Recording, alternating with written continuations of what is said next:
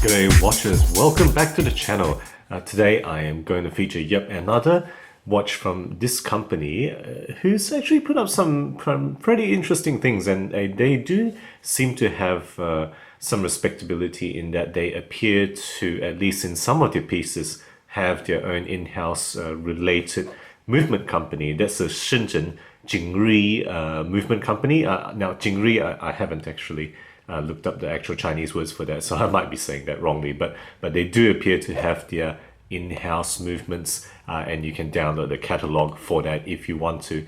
So StarKing, again, Xinhuang Biao literally translates to Star King Watch. So they've put it as a one-word thing, which I always found a little bit curious, actually, to put it as StarKing in one word. But typical packaging that they send in is this card box with a drawer. That's all the watches I've ever featured from them has this. So let's just open it up, and you can hear it's a pretty tight drawer, microfiber cloth, and in this case no manual, because you probably actually don't need one for this watch with this movement, to be honest. So what we have here is the StarKing AM0283 model number. It is the automatic dress watch, or men's watch is what they call it. I call it the StarKing Blue Sky, and that's because that kind of just makes me think of a skyscape, well, at least a daytime skyscape, if you will, with the sun on the disc there.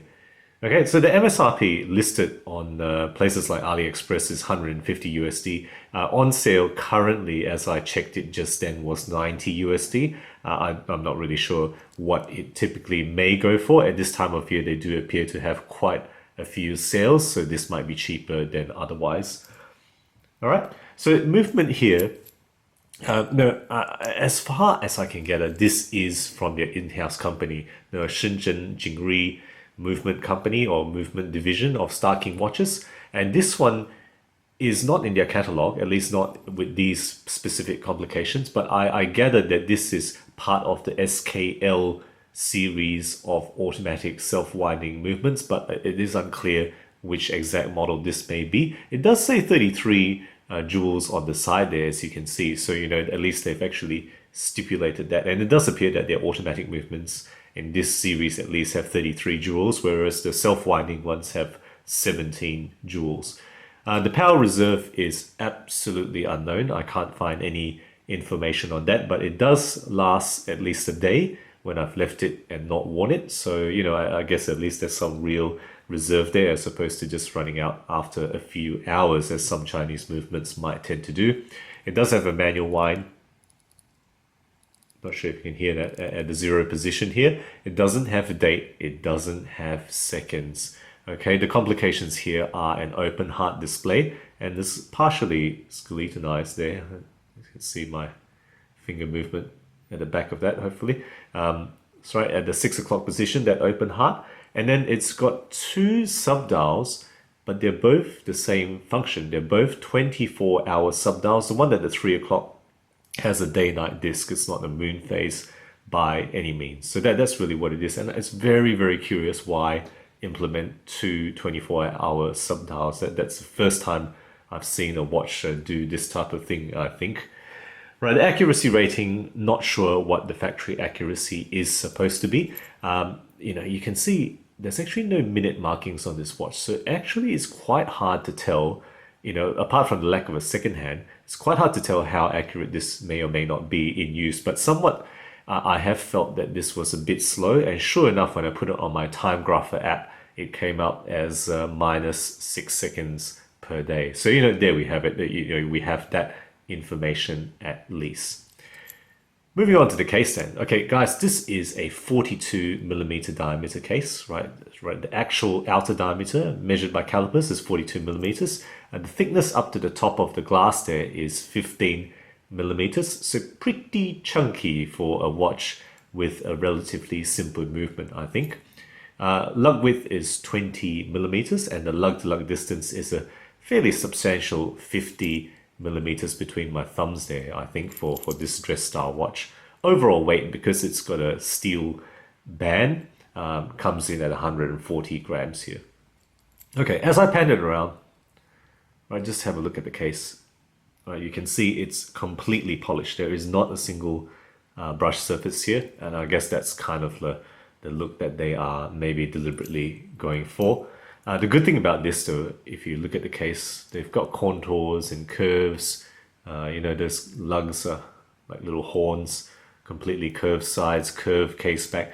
So there is not a single straight edge on this watch, which I really appreciate that they've gone for that type of look and design. I like that actually about this watch.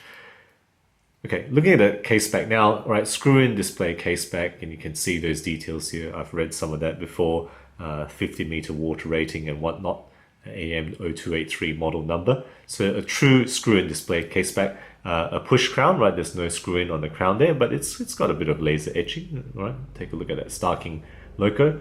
And overall, with those features, it is 50-meter water resistance, no more than that. But, it's actually better than the typical 30 meters that many Chinese watches have. So I'm going to give it some kudos for that particular rating.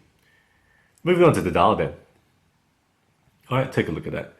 That nice deep blue, that dark blue with printed details. There's no applied details here. Minimalistic details, note again, no chapter ring, so your time setting is actually very, very rough here, but it's a dress style watch, so that's possibly good enough for most purposes, short of critically needing to know the time to the minute, let alone the seconds. You forget about that if you need to know the time to the second here.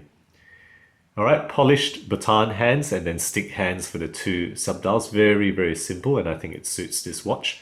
And there's absolutely no loom anywhere in this dial here. Okay, and again, I think not out of keeping with the theme that they're going for here, which is kind of like this dark, minimalistic, kind of azure blue here, which I really appreciate. That particular aspect I can appreciate. All right, moving on to the mesh then.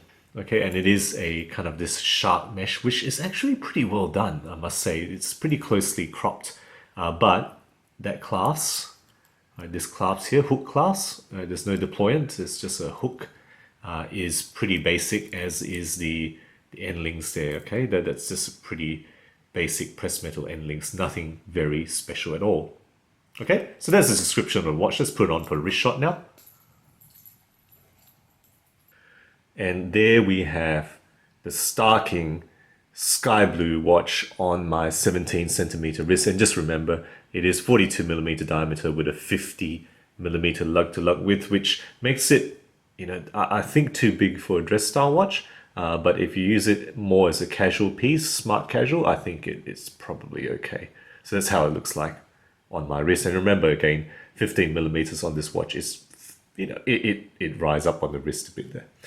Okay, so guys, what are the strengths, I think, of this watch? Well, I like the minimalistic design, that blue dial, with that nice case. I really quite like that, notwithstanding the open heart, which kind of goes against minimalism. Overall, I do, quite like the look of this overall dial here. And it plays into this kind of sky theme with the day-night disc. Maybe they could have printed stars. I think if they release a version with stars, it would actually go down quite well. At least I would think that kind of fits nicely into a particular look here. I think the case finishing is pretty fair for the price, right? It's not groundbreaking, it's not world-beating, but it's very curvy, and I like that, it's got curves all over, and that just, it's a little bit harder to make a curved case than one with just a slab as a side, I think. So I really like that they've actually chosen to do that, and I give it some extra points for that. So the overall case craft, I think it's all right, and the mesh itself, I think it's decent quality, right? Feel doesn't catch any of my hairs. It's actually pretty decent, but I'll say that the actual class is pretty poor. That's actually pretty shocking. Actually, I don't really quite like the feel of that particular metal. It feels like it can fall apart in the not too distant future. Okay, so that's the overall strengths here. So now weaknesses. Well, I think firstly, I've mentioned this already. I think it's a little bit on the thick side, right? 15 millimeters for this style I think it's probably a little bit too thick for to fit the style. That's just my opinion.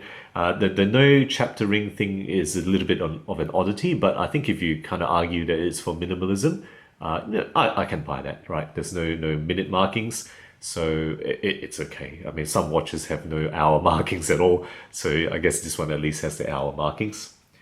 Okay, and then the complications, there's a bit of redundancy there, isn't there? I mean, so arguably the open heart doesn't actually achieve anything except for aesthetics. 24-hour sub-dial, okay, well, maybe if you had a date complication, but this one doesn't. So unless you were in a place where you couldn't see the sky, most of the time, most of us wouldn't really need that complication, right? Right? Do you? I mean, if you find yourself in situations where you do use that, let me know. I'd like to try to understand that a little bit better. Okay, so and I mean, could they have put in at least a second hand? I suspect they could have, but that's missing. And then a date, I suppose, could have been fit into. I think this sky theme. I think that would have been quite nice if that movement. Or, maybe choose one of the movements that have that, or actually implement a movement that has those, at least practically useful complications. Okay, so that's really my thoughts. They're not bad at all overall as a package. You do have that sapphire, which is quite nicely done. You do have that case craft, and I think the overall feel and design is pretty good for that minimalistic theme. So guys, that's my thoughts of this StarKing model. Let me know what you think. This watch brand seems to be getting out there now, so hopefully a lot of you may have started owning some StarKings. I'd like to hear your thoughts and your experiences about this watch company and their models. So let me know in the comments below. Guys, if you enjoy my videos, do consider subscribing. Put out new content weekly, always aiming to be objective and unbiased about all things horology. Thank you again for sticking with me, and as always, I'll catch you guys next time.